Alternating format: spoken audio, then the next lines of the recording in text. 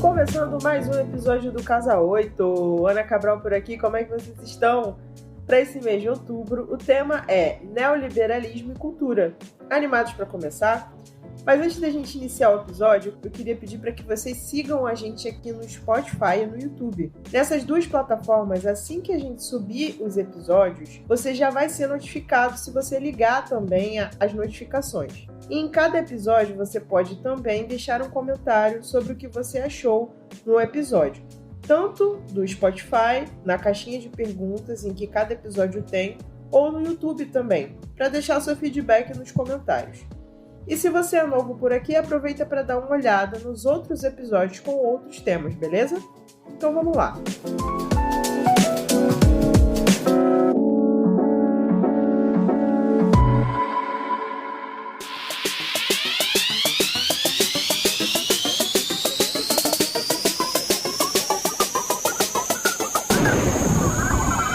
Começando com o nosso Dica.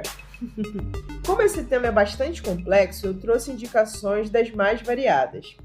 A primeira delas é o vídeo que está no YouTube do professor e atual ministro dos Direitos Humanos, Silvio de Almeida, chamado O que é Neoliberalismo?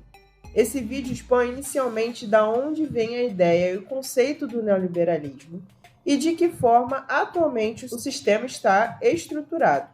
Silvio de Almeida faz uma explanação sobre as características do sistema neoliberal e de como as suas intervenções têm abrangência em todos os âmbitos da nossa vida, seja em nível de relacionamento com pessoas, coisas ou situações. E para quem quiser entender um pouco mais de como os ricos são ricos nos dias de hoje, assistam um vídeo do Chavoso da USP, chamado Como os Ricos Ficam Ricos.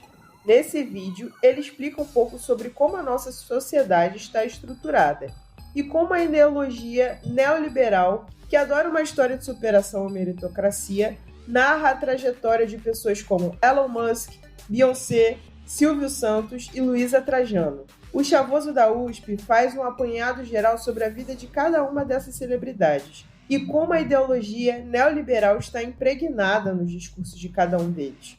Ambos os vídeos são muito bons e bastante didáticos para explicar o que é neoliberalismo e a sua ideologia.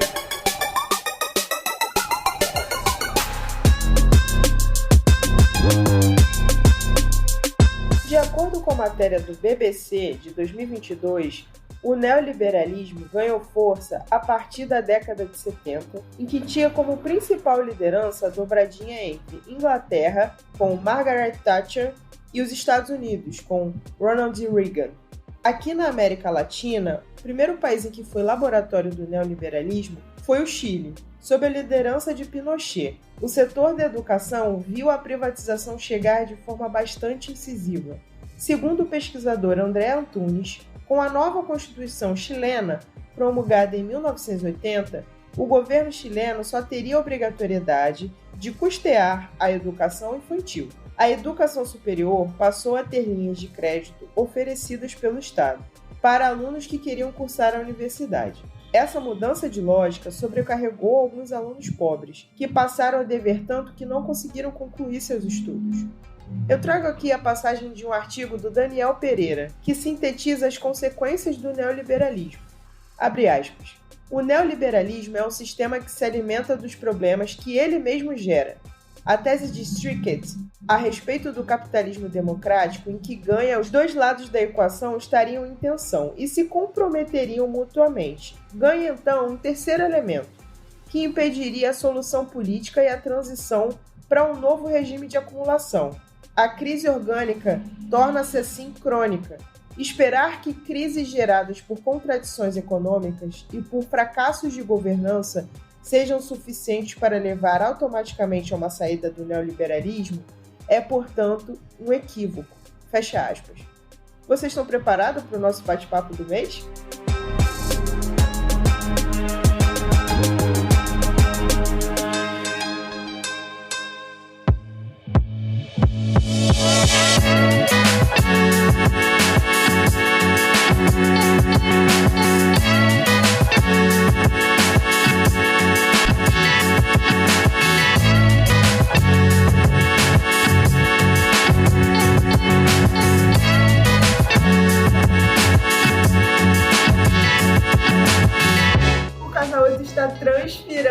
felicidade e alegria de ter um convidado tão importante para conversar no bate-papo de hoje.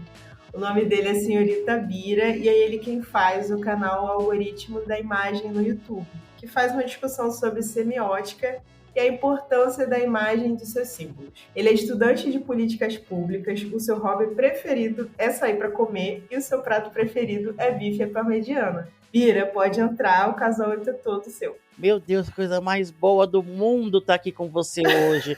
Eu tô feliz de estar aqui. Muito obrigado, Casa 8, por me receber. Vamos conversar coisas gostosas hoje. Muito gostoso. E saindo um pouco da pauta, Bira, eu admiro muito seu trabalho, eu já falei isso para você. Eu acho que o seu trabalho hoje, nos dias de hoje, é muito importante para a gente entender o que está por trás dos símbolos que a gente vê o tempo inteiro e às vezes a gente não entende, aquilo ali gruda no nosso inconsciente, né? E justamente para a gente entender um pouquinho mais e melhor até, eu trouxe você hoje aqui para a gente discutir um pouquinho sobre o que é neoliberalismo, como que o neoliberalismo acontece dentro da cultura. E a minha primeira fala, ela vai muito alinhada a isso, porque eu tenho uma sensação de que a gente fala muito, fulano é neoliberal, estamos vivendo no neoliberalismo, não sei o quê, enfim. A gente ouve muito essa palavra, algumas pessoas falam mais do que outras, mas eu queria entender o que seria o neoliberalismo e quais são as principais características dele. Tá, muito obrigado pelo carinho primeiro. Eu gosto muito de você, a gente tá junto no meu curso, gosto muito da sua presença, da sua contribuição. Uma aluna inteligente, viu, gente? É a Ana Carolina. Pois bem, o neoliberalismo, ele vai, na verdade, retomar os ideais do liberalismo, que foi uma doutrina da economia política muito forte, sobretudo na Inglaterra. O que eles acreditam? Na mínima intervenção estatal. O Estado não vai interferir na economia, porque a economia, ela é uma força da natureza. O mercado é uma força da natureza, não deve ter a sua intervenção estatal, não deve. Tudo vai se regular automaticamente, vai ter uma autorregulação no neoliberalismo. Essa que é a ideia dessa doutrina. É a ideia do laissez-faire, que é o deixe fazer, deixe acontecer naturalmente, eu não quero ver você chorar. É isso que acontece. É o que acontece no neoliberalismo. É claro que a primeira experiência neoliberal que nós tivemos efetivamente no mundo foi com Pinochet, no Chile. Uma outra experiência que nós tivemos também nos anos 70 foi Margaret Thatcher, no Reino Unido. Duas pessoas neoliberais e de direita. Hoje, você sabe, nós estamos vivendo narrativas, cada pessoa tem a sua própria ideia sobre o mundo. Na minha visão, é claro que o Estado deve intervir na economia, sim. Se o Estado existe, é para isso, para garantir um bem-estar social a todas as pessoas, se nós continuarmos dentro do sistema capitalista e na social-democracia. Tudo bem? Essa é a minha visão. Eu tenho a sensação, às vezes, e aí, óbvio que em cada lugar isso se manifesta de uma forma diferente, principalmente porque eu entendo muito que, por exemplo, a América Latina teve um processo do neoliberalismo aqui muito diferente, por exemplo, sei lá, da Inglaterra, muito diferente da Alemanha, enfim. E aí, olhando um pouquinho, inclusive, para a América Latina, a gente sofreu, você falou do Chile, mas também teve a Argentina, o próprio Brasil também, a gente sofreu muito com o processo das ditaduras, né? E o quanto que esse processo também da intervenção militar e tudo mais no nosso espaço da América Latina, ele foi também importante para assegurar tanto os interesses de uma classe específica aqui no Brasil, como também essa mesma classe específica, mas em outros lugares, né? Porque a gente viu que as ditaduras aqui na América Latina tiveram muita influência dos Estados Unidos, né?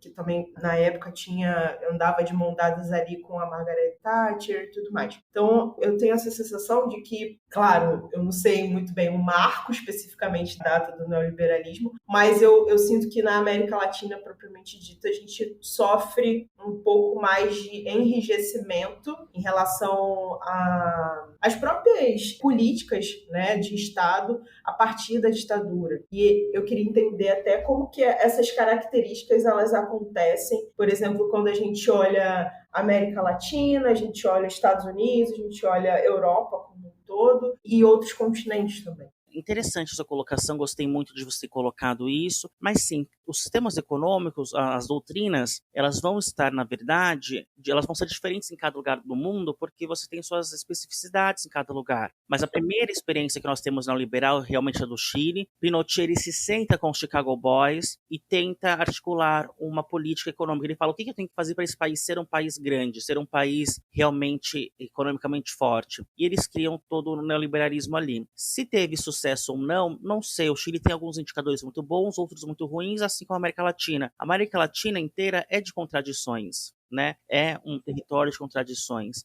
Então, não sei qual foi a efetividade disso, não sei se esse neoliberalismo ele esteve, por exemplo, numa Europa, como essa Europa teve realmente uma queda pelo bem-estar social, com o Estado dando assistência financeira, o Estado interferindo na economia e também em questões sociais, como, por exemplo, como que o surto de heroína acaba na Europa? Porque o Estado deu dinheiro para as pessoas usarem heroína, que era visto como uma política pública de saúde, foi tratado como saúde, que é uma questão diferente do que nós vemos aqui no Brasil, que essa guerra à droga, na verdade, é uma questão de segurança pública. E nós sabemos isso aqui dentro da minha concepção, que pode sim estar caindo para a teoria de conspiração, não nego, deixo claro isso também. Por que eu, na minha visão, essa guerra às drogas, ela beneficia, na verdade, quem está no poder? Por quê? Nós vemos, anualmente, helicópteros com cocaína, 400 quilos de cocaína, senhores políticos. Este ano de 2023 teve algo parecido com esse famigerado helicóptero de 400 quilos de cocaína. E de quem que eram esses helicópteros? São de pessoas do poder, são de políticos. Nós temos um documentário na Netflix sobre o crack que mostra aí o avião estadunidense presidencial, ele fazia transporte de cocaína, não sei se era Guatemala, mas é da América Central, sobretudo. Ou seja, por que existe essa política contra as drogas? Porque beneficia de fato. Quem está no poder ganha muito. O tráfico de drogas, ele dá muito dinheiro. Na Holanda, hoje, nós temos uma situação que até um jornalista fala, pessoas que andavam de bicicleta, em um ano, passam a andar com carros mais caros do mundo. Porque é um mercado que movimenta muito dinheiro. E a legalidade dele seria desastrosa para os negócios dos poderosos, que estão ganhando dinheiro com isso também, a meu ver. Tudo bem? Sim. É uma questão pessoal minha aqui.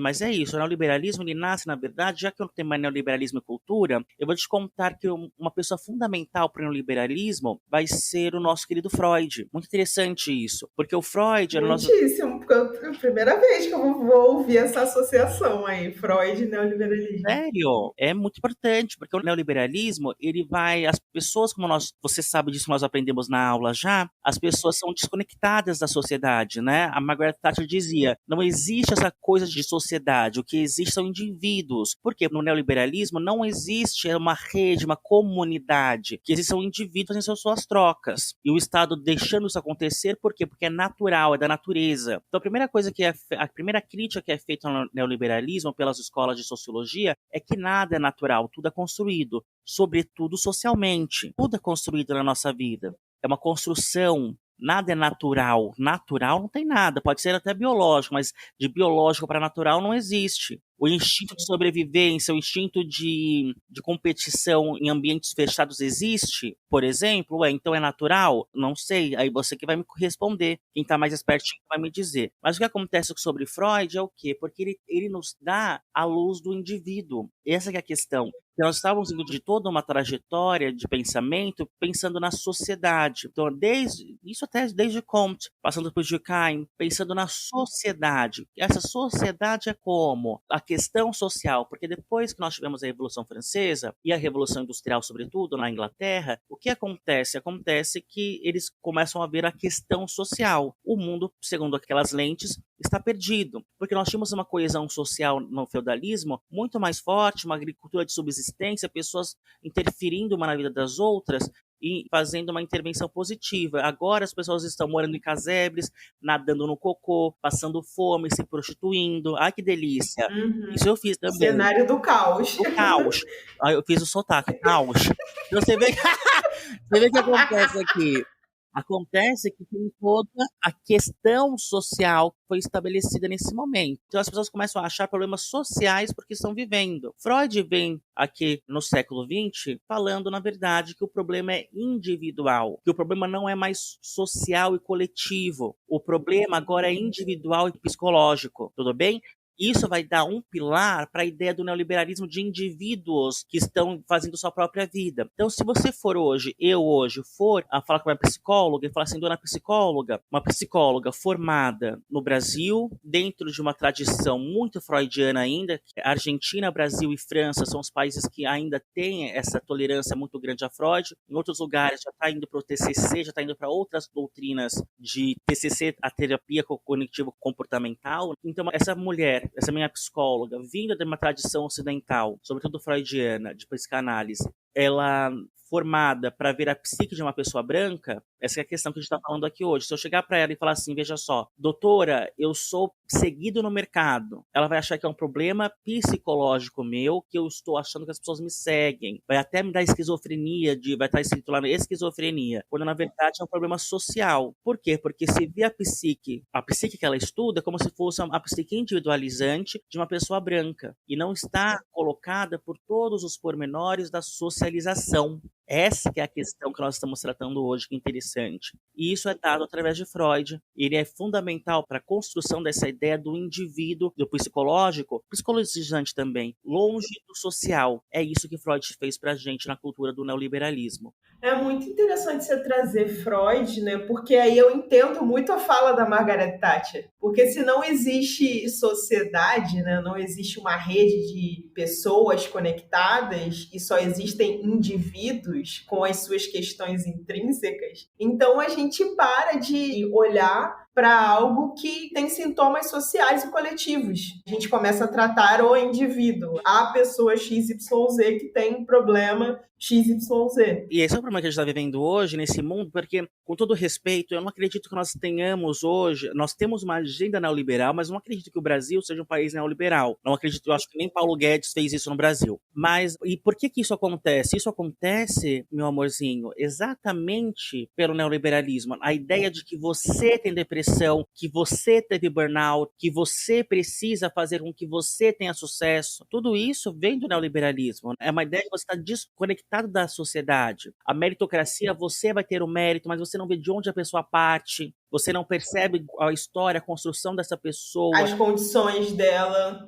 para estar ali. As condições dela. E essa que é a questão que Adam Smith, ele não percebia. Ele dizia que a pessoa, que o básico sobre trocas voluntárias sim, mas o básico seria o seguinte, eu tenho uma empresa, você não tem uma empresa, você tem uma mão de obra, eu sou um dono de fábrica. Você chega e fala assim, olha, preciso de alguém para trabalhar aqui. Você vai falar, eu vou trabalhar, eu preciso trabalhar e eu tenho escolha. Se eu não quiser trabalhar na empresa do Bira, eu vou em outra empresa. E eu não vou aceitar menos do que eu mereço aqui na empresa do Bira. Então, neste mundo perfeito que ele cria, que é engraçado, porque as pessoas acham que o mundo perfeito e utópico que não existe é o comunismo, né? Mas é o mundo perfeito que ele coloca aqui nesse lugar, em que a pessoa vai poder negociar. Entendi. Então, por R$10 a hora eu não faço aqui o seu trabalho, mas se você me der 15 eu faço. Eu falo, tá bom, 15 eu pago, vamos então trabalhar junto? Não existe isso. Seria um mundo legal, de igualdade, um mundo igualitário, que nem é o termo aqui que está sendo usado, é de igualdade mesmo, seria uma coisa boa, mas não acontece de fato, não é assim que é feito, as pessoas não podem negociar, as pessoas passam, se elas não aceitarem um trabalho, elas passam fome.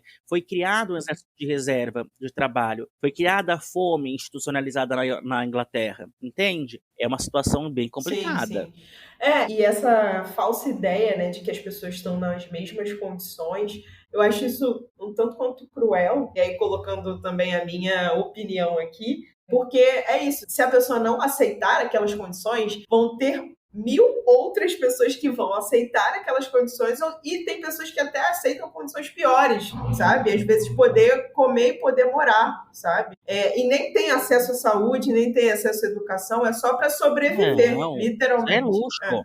É o looping proletariado, né? Que é o chamado de looping proletariado. É o proletariado mais à margem que existe. E as pessoas, na verdade, hoje, meu amor, elas trabalham para trabalhar. Hoje o pobre brasileiro ele trabalha para trabalhar, ele trabalha para poder trabalhar. A vida do pobre brasileiro se resume a trabalho, primeira coisa. Não existe lazer, não existe cultura. E aí que acontece também que é um problema que a gente podia falar sobre hábitos, que a gente trabalhou lá de Bourdieu. Uhum. O pobre, ele não vai a peça de teatro, por quê? Só porque o hábitos dele faz. Entende a situação? Não que Bourdieu tenha dito, eu não estou fazendo uma crítica a Bourdieu, porque ele não falou isso, que o pobre é responsável pelos seus hábitos, não isso, não é isso. Mas por que o pobre não vai para o teatro? Porque ele não teve acesso, não conhece aquilo. A vida Não dele é faz trabalhar. parte daquela experiência de vida que ele teve. Exatamente. E até que acontece aqui, o salário mínimo, R$ 1.300, R$ 1.300, vamos lá, pagar um aluguel. Quanto tá um aluguel em São Paulo? R$ 600, numa casa bem na periferia, bem dentro de uma favelona. Uhum. O aluguel em São Paulo tá R$ 1.000 o aluguel em São Paulo. O meu amigo Igor Leite, agora tá morando lá na Santa Cecília, que é um bairro nobre, é claro. R$ 2.000 de aluguel, dá mais do que o salário mínimo para um kitnet, não é nem um apartamento muito grande, 20 metros quadrados. É o que o aluguel do São Paulo tá. Então você vê, a pessoa não tem dinheiro para pagar um aluguel adequado. Alimentação, investimento, como diz Primo Rico, 14 horas, não tem pobreza que resista a 14 horas de trabalho. As pessoas estão trabalhando 14 horas. As pessoas não estão enriquecendo. Então, no Brasil, na verdade, você trabalha para poder trabalhar. Essa é a grande realidade. Você não trabalha para ter qualidade de vida, você não trabalha para pagar um plano de saúde, você não trabalha para comer uma comidinha diferente, você trabalha somente para trabalhar. Você come o necessário para que você trabalhe, você compra a roupa necessária para que você trabalhe, a sua vida inteira gira em torno do trabalho. Não devia ser dessa forma. Na verdade, o trabalho devia ser um acessório da vida humana, não fundamento dela. Exato. E se você não trabalha, o problema é seu, né? O problema está em você. Se Sim, você tá não consegue um trabalho, ou se você não consegue acessar a universidade, ou se você não consegue, sei lá, fazer qualquer coisa, o problema é você. Não são as condições de vida que você tem, não é a sua história, é você. Exatamente. Isso é o mais bizarro para mim. E nós temos aqui no Brasil, é bom lembrar que nós temos 4 milhões de pessoas que desistiram de procurar emprego, que são os desalentados. Então, nós temos um número de desemprego, mas tem as pessoas que nem conseguem emprego, porque elas estão tão à margem, elas passam tanta necessidade, tanta fome, que elas conseguem arrumar um emprego. Nós temos no Brasil uma situação muito triste, Ana Carolina Cabral, que é as pessoas que são moradoras de rua e trabalham, tá entendendo? Então é uma situação muito pesada, é um tema muito, muito profundo na sociedade brasileira, e as pessoas, ninguém tá cuidando de nós, né? É engraçado, pensando em Estado mínimo, nós, na verdade, a gente precisava de um Estado mais forte, um Estado que pudesse ver essas desigualdades e promovesse uma sociedade igualitária. As pessoas estão passando fome no Brasil. A insegurança alimentar, o número de insegurança alimentar no Brasil, na pandemia, foi enorme. Nós tínhamos, na verdade, no mundo a gente tem 148 milhões de crianças em situação de insegurança alimentar. No Brasil, nós tínhamos, eu acho que 114 milhões não passando fome. Esse ano nós temos 70 milhões de brasileiros em insegurança alimentar. Nossa, isso é um número muito alto. 70 milhões de brasileiros é muita coisa. Quando você tem uma subalimentação crônica, você tem quase 5% dos brasileiros nessa situação. É muita coisa, é muito profundo o problema do Brasil, é um país continental muito grande com problemas muito profundos. Sim. Tipicamente de um país de subdesenvolvido, em desenvolvimento do sul global. Então você precisa, de fato, ter uma leitura, um cuidado muito específico com o Brasil. Gente, o neoliberalismo ele não foi bom para a Inglaterra no governo Margaret Thatcher. Ela tirou o leitinho das crianças com mais de 8 anos. Quando você vê os dados de pobreza no Reino Unido, teve realmente aumento de pobreza no Reino Unido no governo, os governos de Margaret Thatcher, tudo bem? Então, não foi bom nem na Inglaterra. A Inglaterra que a gente pensa, é terra dos Beatles, não era essa Inglaterra maravilhosa que as pessoas pensam, eram pessoas com pobreza de fato naquele país. Havia pobreza em um país que foi dona de 1/4 do mundo, que era o nome da rainha. Rainha da Inglaterra e imperatriz de 1/4 do mundo. O sol não se punha no reino inglês. Pensa nisso. O sol não se punha no reino inglês e mesmo assim havia pobreza dentro da sua própria nação. Falo sobre isso muito também quando o rei inglês pede um representante chinês na Inglaterra. A China envia para a Inglaterra um emissário para que veja as funções da Inglaterra e o imperador chinês fala, nós não vamos mandar um cidadão chinês para ir, porque as condições que vocês vivem são precárias. A China, depois a Inglaterra invade a China, vicia todo mundo em ópio, destrói o país, mas graças a Deus a China é potência! A China vai pra frente! Graças a Deus, viva a China! Não, e que doido isso, né? A Guerra do Ópio, ela foi um marco, né, muito forte também, assim, tanto para a China quanto para a Inglaterra também. E é muito surreal, né? Eu fico pensando assim, muito, o seu canal, inclusive, eu não conhecia o termo semiótica, mas eu fico pensando, assim, do quanto que essas potências, né, se é que pode se dizer assim, o quanto que elas trabalham a ideia de mega poder e essas coisas, porque eu fico pensando também, cara, você acabou de trazer, né, informação sobre a Margaret Thatcher ter tirado o leitinho das crianças, né? E ter muita pobreza, né? Um cenário muito ruim. Não foi bom para a Inglaterra. Mas ainda assim, a ideia que é vendida é que foi muito bom, é que é muito bom. Então, mas é porque foi muito bom em alguns quesitos, por exemplo, estabilização da libra. Então, a Margaret Thatcher, ela conseguiu, então, foi bom para quem? Para a elite dominante, foi bom para os ricos que investem. Então, você vê que é uma questão, por exemplo, de especulação. Então, foi muito bom para esse governo, para especulação, para essas pessoas que não estão investindo de fato, estão especulando. Então, foi um governo bom para essas pessoas, mas para o povo, aí eu já não sei. Eu não sei, também não vou te afirmar com toda certeza, eu não estava lá para ver, só acredito vendo. Mentira. Eu não sei, a gente tem que ver com muito cuidado, mas essa questão, eu me preocupo com o social, entende? Quando a economia política ela não está ligada ao social, para mim ela não serve. Sim. E aí, voltando um pouco nessa coisa que você tinha falado sobre essa coisa do indivíduo, de quando você tem um problema, o problema está em você e não na estrutura que te cerca, né? Enfim, que eu acho que tem muito a ver com o conceito de self-made man. Por que esse conceito é tão importante, né, no capitalismo neoliberal? Por que o conceito do self-made man ele é como se fosse o coração do neoliberalismo? Porque ele é a crença, é o sonho americano, ponto. A ideia de que qualquer pessoa consegue chegar lá. E não existe self-made man. Não existe isso. As pessoas, todas as pessoas, elas partiram de lugares de acesso. Então, por exemplo, se a gente puder falar de uma pessoa que é self-made, é a Anitta, por exemplo. Mas a Anitta, de fato, ela é self-made?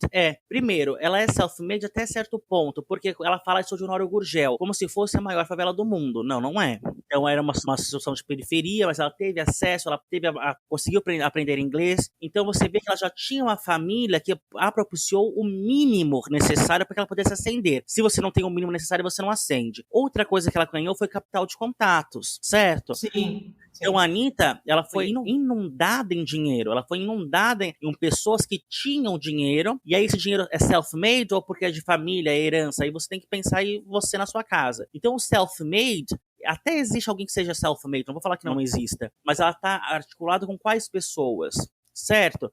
Agora, falar, por exemplo, que Elon Musk é self-made man, que falam isso. As pessoas acreditam que ele se tornou, não se tornou. Ele multiplicou. Nossa, ele sentado em heranças e heranças. E heranças grandes, né? Até o caso que ele falou, como a mina lá de Esmeraldas, tão polêmica, era ilegal, ele falou, eu duvido alguém me provar que eu tinha uma mina de esmeralda. Porque não tinha documentação, não ia provar. Mas o próprio pai dele virou e disse, não, nós tínhamos sim, era ilegal mesmo, nós tínhamos. O pai dele tá doido, já tá velho, eu acho. Falou, nós tínhamos sim uma mina de esmeralda lá na Zâmbia, na África do Sul, não sei qual lugar. É África do Sul. Eu sei que ele nasceu na África do Sul, mas a família toda dele... Ele é sul-africano. A família toda dele acho que é da Holanda, alguma coisa assim. Então você percebe a situação que a gente está tratando hoje. Que self-made man é esse? Quais são os self-made men? E engraçado, né? Como que essa ideia do self-made man, ele é muito embalado, às vezes, numa cultura, né, de que você também vai conseguir. A mensagem que fica é, você também vai conseguir. Se eu conseguir, você também vai conseguir, né? E você não vai. É feito para que você consiga. Tudo foi estabelecido para que você não prospere. Gente, quando você deve dinheiro pro... Quanto que é os juros do cartão de crédito e quanto você ganha de dividendo de uma ação, por exemplo? Tá entendendo? Isso é tudo feito para que você não prospere, não ganhe, não seja essa grande pessoa. E o pessoal ainda tá comprando essa ideia e achando, não, eu sou um fracassado porque é um problema meu. Ou achando que comprou um carrinho melhor, um HB20, porque não tinha nada, venci na vida. Venceu porra nenhuma, tá entendendo? Minha mãe tem esse problema. Minha mãe tá com 40, na casa dos 40 anos e ela tá muito triste porque ela acha que ela vai ter outro patamar. E ela acha que isso é um problema pessoal dela. Não, não é pessoal dela. Foi tudo feito para que ela ficasse na merda. Entende? O marido dela, por exemplo, um grande defensor do capitalismo, bolsonarista e tudo mais, não percebe que o próprio fracasso dele é do sistema econômico que ele defende. Teve burnout no trabalho. E o que aconteceu sobre esse homem especificamente? Ele trabalhava igual um burro de carga, trabalhava até de madrugada. O que aconteceu? Teve burnout, não conseguiu mais trabalhar, começou a não ter depressão, mas ter problemas psiquiátricos. O que aconteceu? Falou assim, gente, tô passando mal. Sabe o que a empresa fez? Tá bom, tchau, fica com Deus. Você é substituível. Mas quando você deixa de produzir, é exatamente assim que você faz, que é tratado. Ou vai ter outra pessoa que vai produzir mais e melhor do que você. Vai. Então você acha, então deu a camisa, suou, né? Eu vi sua camisa, tem um pensamento de chefe, de dono. Tá aí agora, desempregado com burnout, sem dinheiro. Essa situação que a gente Não, e sem dinheiro e com muitas sequelas para lidar, né? tem Porque sequelas. assim, porque isso, assim, eu no episódio de burnout eu também falei um pouco da minha experiência, porque eu também passei por fiquei mal, assim, engordei muito, desregulou muito a minha, também pandemia, né, então não saía, não fazia nada, comecei a me alimentar muito mal, trabalhava muito, então ficava, às vezes, deslogava às 8 da manhã e ia deslogar, sei lá, às vezes 10 da noite, já teve vez que 10 da noite eu estava deslogando, trabalhando sábado, domingo, feriado, enfim. E tem coisas, assim, que até hoje eu tenho que lidar, sabe? E eu sou uma mulher de 32 anos, assim, sabe? Eu tô, sei lá, nos meus primeiros, sei lá, enquanto carreira, né, vamos colocar assim, eu me formei em 2016, sabe? Eu tenho 8 anos ali, 8, 7 anos de formada. Então, esse tempo todo aí, eu nunca passei por nada parecido. Eu tive que, até hoje, eu tenho que lidar muito com essas sequelas, né? Que sono, alimentação, atividade física que você tem que fazer, terapia, um monte de coisa. De fato, assim, mentalmente falando, você tem que lidar com todas essas sequelas que ficam, né? Sim. Então, e é mais dinheiro para você cuidar, mais dinheiro para você. Tudo é dinheiro, né, amor? Tudo é dinheiro. Dinheiro é acesso à saúde, à alimentação adequada, à vida. Eu, particularmente, que bom que eu consegui. E de fato, assim, eu hoje estou bem, mas é isso que você falou, é acesso. Tem gente que trabalha, o exemplo que você deu antes, assim, a pessoa em situação de rua que trabalha. Sim. E ela trabalha 14 horas por dia e está ainda numa condição de vulnerabilidade social muito grande. Muito grande. Existe terapia que dê conta de um problema, talvez, como esse? É muito triste. E aí você falou também da Anitta, falou do Elon Musk. Eu queria entrar justamente nesse assunto, porque eu acho que os seus vídeos, eles são muito didáticos, porque eles trazem exemplos muito reais. Então, tem um vídeo especificamente que eu já vi, eu acho que, sei lá, 5, 6 vezes, que é Jesus Cristo e Marilyn Monroe. Marilyn Monroe e Jesus Cristo. Não viu, não? Que você não sabe o nome? É Marilyn Monroe e Jesus Cristo. Tô brincando, amor. Ai, aquelas. Que fala muito sobre essa coisa da ideia, né, da feminilidade, de quando nasce o que é o feminismo, não, o feminino, né? Isso. Do que é a ideia de ser mulher e o quanto que isso é comprável, né? Então você fala muito sobre isso nos seus vídeos e eu acho que isso é o primeiro ponto, né? E quando a gente fala de cultura pop especificamente falando, e a gente vai falar de divas pop, sejam elas internacionais ou nacionais, isso aparece com muita força. E aí você fala muito sobre a celebridade ser a alma do capitalismo, que a celebridade ela vende. Mas o que seria essa venda? Qual que é o produto que a celebridade está vendendo? Tá vendendo tudo. Tá vendendo o sonho americano, que você pode chegar lá. Está vendendo plano de saúde. Está vendendo a ideia de meritocracia. Está vendendo a ideia... Então tá vendendo ideias e coisas. Produtos. Quando eu falo para você sobre o cabelo do Noah Centineo, por exemplo, que eu falei em algum vídeo, não sei qual, o cabelo do Noah Centineo significa milhares de empregos na indústria de cosmético. Ele está vendendo coisas físicas ideais também. Está vendendo o americano, está vendendo o Ocidente melhor do que o Oriente, o capitalismo como o melhor sistema do mundo, está vendendo o American Way of Life. O que Marilyn Monroe vendia? O American Way of Life. There's no way like American way. Não tem um jeito melhor que o jeito americano. É isso que ele está vendendo. Ideologia e produtos. E produtos são a mercadoria do capitalismo. Sim, é a base. É isso mesmo. Então é isso que eles vendem. Eles são responsáveis por tudo. Por isso é tão importante a celebridade. E não se fala muito sobre ela, não se vê a importância. Fala, olha quem é esse aqui? É um influenciador qualquer que está influenciando 40 milhões de pessoas. Está tendo uma rede. Você vê, a pessoa tem 7, 10 milhões de pessoas. Exatamente. E ali e faz dinheiro. E por que essas pessoas enriquecem tanto? Porque elas são a alma do capitalismo. Porque elas fazem o capitalismo girar. Porque você quer consumir. Você quer ser. E é isso que é a questão. Então, vamos lá. Primeiro, como nós estamos falando aqui hoje com muito respeito, vendo a ideia de meritocracia, de sonho americano, vendo a ideia de sonho americano, vendo o que mais também? O produto, vendo a minha aparência, eu tenho que ser como tal pessoa, eu tenho que ser como a Kylie Jenner. Hoje, em 2023, as pessoas, elas estão... Isso que é interessante. Antes, as celebridades, elas incentivavam você a trocar de roupa. Então, você colocava uma roupa, fazia um corte de cabelo que remetia à celebridade. Hoje, as pessoas fazem cirurgias plásticas. As pessoas, elas estão mexendo na sua estrutura física, colocando lábio, tirando costela, colocando seio para ficar como Kylie Jenner, para ficar como Kim Kardashian, tudo bem? Então, veja só a profundidade da importância de uma celebridade, de um artista, de uma pessoa midiática. E aí você fala, qual que é o trabalho de Kim Kardashian? O que a Kim Kardashian faz? Essa é a grande realidade, essa é a grande pergunta que a gente tem que se fazer. O trabalho dela é existir, é fazer com que você queira ser ela. Ela é uma boneca, você quer ser ela. Profundo demais isso. Muito profundo mesmo. E isso mexe a nossa percepção da realidade, né? Porque eu acho que essas pessoas são vistas como as escolhidas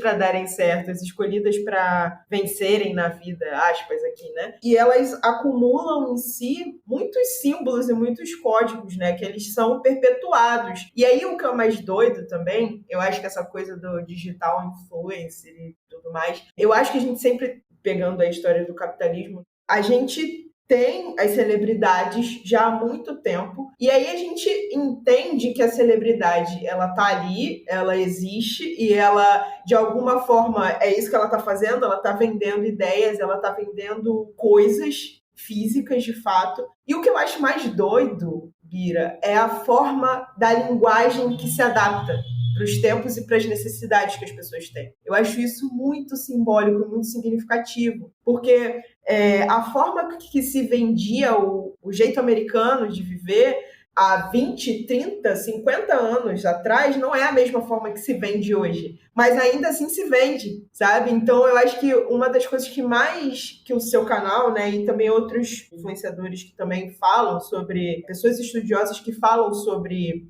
esses temas, o que mais me pega é a linguagem, sabe? É a forma com que as pessoas vendem e se adaptam a isso. Perfeito, amei sua fala. Não tem o que complementar. Eu amei o que você disse. Eu fico, de fato, assim, esses tempos, né, que eu estive estudando, até para fazer esse episódio, eu estudo muito para construir os episódios. E eu lendo umas coisas assim, a ideia da propaganda, a ideia do marketing, a ideia de vender ideias e vender coisas. Tem um vídeo seu que eu não vou me lembrar agora do título, mas que fala sobre a Coca-Cola ensinar a forma que se apaixona, né? A forma que... A imagem de um mito. Cara, é muito forte isso, né? É muito forte. É muito forte. E é isso que a gente está submetido. Os signos são construídos para te manipular, para fazer você acreditar em algo. E nós não falamos sobre isso. Nós não percebemos que nós estamos sendo guiados pelos donos do poder, pelos donos do mundo. E é isso, né? Olhos atentos, assim, para as coisas que estão acontecendo e para as mudanças que estão acontecendo, né?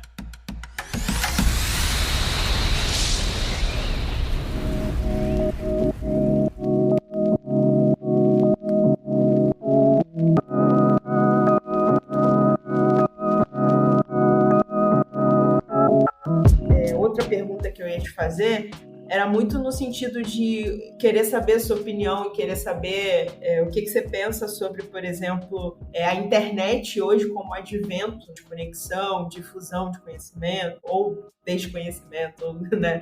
Enfim, como é que você enxerga hoje, assim, a questão do uso da internet e como que ela pode ser uma ferramenta para que a gente entenda também alguns buracos aí que a gente precisa sair. Eu acho que essa é a grande sacada, assim, sabe? Então, deixa eu te falar com todo respeito, que eu gosto de ser sincera. Sou uma bichinha sincera. Então, você tem aí na internet o acesso a conhecimento do mundo inteiro, como nós nunca tivemos, e as pessoas falando que vacina vira jacaré. Tá entendendo a situação? Então, eu não vejo esse potencial enorme de uso da internet para a razão. A razão acabou na pós-modernidade. Então eu não vejo a internet como mobilizadora. O que eu vejo são pessoas discutindo coisas entre si, buscando viés de confirmação. Quem for buscar a senhorita Itabira é porque já acredita o que a senhorita Itabira fala. Pode não saber tudo que a senhorita Itabira fala, pode nem saber que acredita, mas já está propensa àquilo. Porque senão não ia ver, entende? Ah, não. Mas às vezes a senhorita Bira pode fazer com que a pessoa mude de opinião. Muito difícil mudar de opinião, entende? Muito difícil mudar de opinião. Ah, não, mas o que nós falamos aqui hoje? Ah, Margaret Thatcher não fez políticas sociais adequadas.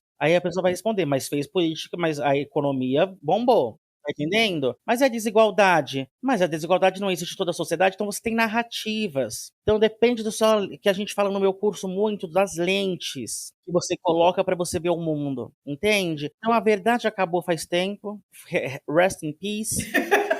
Ai, meu Deus. E é triste a situação, então eu não vejo isso, sabe. É porque é tanta coisa, sabe. O adolescente, você acha que o adolescente tá se informando bem? Sabe uma coisa, posso te falar uma coisa, Ana Carolina Cabral, posso? Claro, por Eu sou favor. solteira. Não é isso não. O que eu queria falar uma coisa de verdade. Por exemplo, eu não sei por que os comunistas que estão articulados em partidos, muitos deles ridicularizam, por exemplo, a Soberana, que é uma organização da internet de comunistas. Gente, não é melhor que a pessoa esteja tendo ideias, um jovem, em vez de ficar batendo punheta e falando sobre MBL, esteja conhecendo o comunismo, nem que ela não seja comunista, nem história comunista, mas vendo uma coisa contra a ideologia dominante, não é bom. Então eu não sei por que tem todo esse preconceito em relação à Soberana, em relação aos comunistas de internet. Eles estão fazendo alguma coisa. Ou esse jovem no TikTok, por exemplo, o Ian Neves. Nossa, o trabalho com o Ian Neves é ótimo também. Lá no TikTok, o jovem que pega aquilo, o que é isso? Vou entender melhor. Então eu não vou. Então é mentira que eu vou trabalhar e vou comprar um carro caro? É mentira. O terreno em São Paulo, o terreno em Riacho Grande, periferia de São Bernardo do Campo, ou seja, periferia da periferia de São Paulo, tá R$ 420.000. Um terreno em Riacho Grande, bairro pobre. Terreno, Meu R$ 420 Deus. mil. Terreno, em bairro pobre, na periferia da periferia. Ou seja, a situação que a gente está vivendo é essa, minha amiga. Tá entendendo? Você não vai comprar uma casa. Então é bom que a pessoa. Então eu acho interessante. Não sei porque tem todo esse preconceito em relação a essas pessoas. Estão fazendo um trabalho legal. Mas a questão, você acha que o jovem vai querer saber disso? Quer nada. Quer nada. Porque não foi estimulado o pensamento crítico. A escola, o modelo de escola é uma prisão, como nós já falamos. Primeiro, o que você tem? Grade curricular, grade, prisão. Depois você tem o quê? Disciplinas. Por quê? Para disciplinar. Foucault nos dizia sobre isso. A pessoa está sendo domesticada.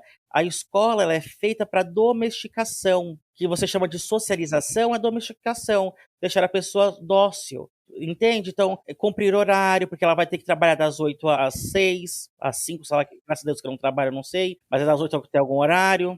Vai ter que trabalhar, tá entendendo a situação de vida que a gente está trabalhando hoje? Tem que respeitar a hierarquia, tudo lógico do capitalismo, porque não tinha isso. Lembra que nós falamos no nosso curso sobre criatividade, que o artesão ele tinha criatividade? Sim, E agora sim. vai ser disciplina no capitalismo. Então, antes você tinha que fazer um sapato, uma peça, você ficava pensando, refletindo. Agora não, agora você tem que fazer uma peça, você não faz mais a peça, você faz peça da peça e você faz das 8 às 5. E você não tem autonomia no seu processo de trabalho, né? Você tem. Não tem autonomia nenhuma. É, Foi expropriado de você, que é a ideia de alienação, as 4 alienações de Karl Marx que nós falamos. Você não tem mais o seu produto, o seu trabalho. O seu trabalho se torna o seu senhor, em vez de ser o seu acessório, como nós já falamos aqui hoje. Então é uma situação muito triste. né? Falando especificamente da questão da escola, eu acho que o que é mais doido assim, é que a gente tem um modelo de educação que ele foi, sei lá, criado em 1000 e bolinha, né? Eu realmente não tenho o dado do ano certo aqui, mas eu entendo que as nossas necessidades, né, elas foram mudando. Por que a escola também não entrou nesse processo, né? E a gente ainda tem, É projeto. porque é projeto, exato. Como dizia Darcy Ribeiro, é um projeto disso. Então a pessoa só tem que ser domesticada, sabe? Eu vou ser professor, o ano que vem vou ser formado professor já. E sabe uma coisa que eu nunca vou falar pros meus filhos não, pros meus alunos? Eu vou falar assim, você tem que aprender isso para ser alguém na vida, porque tá tudo feito para que eles não sejam alguém na vida, sabe? E eu vou trabalhar na escola pública, eu vou estar formando de fato motoboys, mulheres vão fazer bolo de pote. Essa que é a grande realidade que está reservada para essas pessoas. Poucas pessoas vão ascender. Vão ter mobilidade social, né? De fato. E ascenderam por causa de políticas públicas do governo Lula para a inclusão de educação. Tá entendendo? Então, minha querida, é muito complicado toda a situação que a gente está passando no Brasil mesmo. E que Deus abençoe essa nação e que Deus abençoe você que está escutando esse podcast hoje. Muito obrigada por ter estado comigo e ter deixado eu falar coisas que me importam. Ana Carolina Cabral, gosto muito de você, sinceramente. Quero te conhecer. É no Rio de Janeiro que você mora? Sim, sim. Então, ano que vem, no carnaval, eu vou estar no Rio de Janeiro com um buraquinho de fora. Você vai me receber na sua Com casa? certeza, pelo amor de Deus. Eu Você vou estar vai com um vir pra buraquinho cá. de fora. Eu vou estar com um buraquinho de fora. Pode ir mesmo aí? Pode. Então tá. Tá Muito liberado. obrigado, meu amor. Não, eu que te agradeço, Bira. Tô muito, muito, muito feliz. Como eu já te falei algumas vezes, eu acho seu trabalho incrível e, assim, uma coisa do seu trabalho que eu amo de paixão é a forma fácil com que você fala de coisas muito complexas. E isso é uma coisa muito importante para fazer com que pessoas que às vezes não estejam na mesma página que a gente entenda do que a gente está falando, sabe? Então você usa. Obrigado. Isso é uma coisa muito importante para a gente entender, de fato, essa nossa realidade. E eu acho que é começar a ver o mundo de uma outra forma, sabe? Então, eu te agradeço muito por ter topado conversar comigo um pouquinho sobre neoliberalismo pura. Eu também estou aprendendo. Inclusive, pessoal, façam o curso do Bira de Sociologia, que é maravilhoso. É muito bom, de verdade. Eu aprendi muitas coisas. Inclusive, estou com muitas ansiedadezinhas para estudar mais sobre Bourdieu, Weber, que foram os que eu mais gostei aqui. Que bom. Eu tô fazendo curso para isso. É para você se aprofundar mais mesmo. Obrigado, meu amor, por essa propaganda, porque tem que colocar silicone, viu, gente? Faça o meu curso para eu pôr 1 litrinho em cada seio. Em cada seio eu vou pôr 1 litrinho. Seio. Vamos ajudar a amiga Bira, a conseguir aí o babado dela. Vamos fazer o curso dela, entendeu? E é isso, eu quero muito, muito te agradecer, de verdade, assim. Aprendi muito com você. Eu agradeço. Não só nas aulas, não só nos vídeos, mas aqui também no nosso papo. E tô muito feliz que você tenha aceitado o convite também. Muito obrigado, meu amor. Eu amei falar com você. E esse foi mais um programa do Casal 8, galera. Siga a gente nas nossas redes sociais, no YouTube e no Spotify também. No Instagram e no Twitter, o nosso arroba é @podcastcasal8, tudo junto. E aí você pode compartilhar, comentar, mandar e-mail e falar o que você achou do programa, tá bom? Beijos!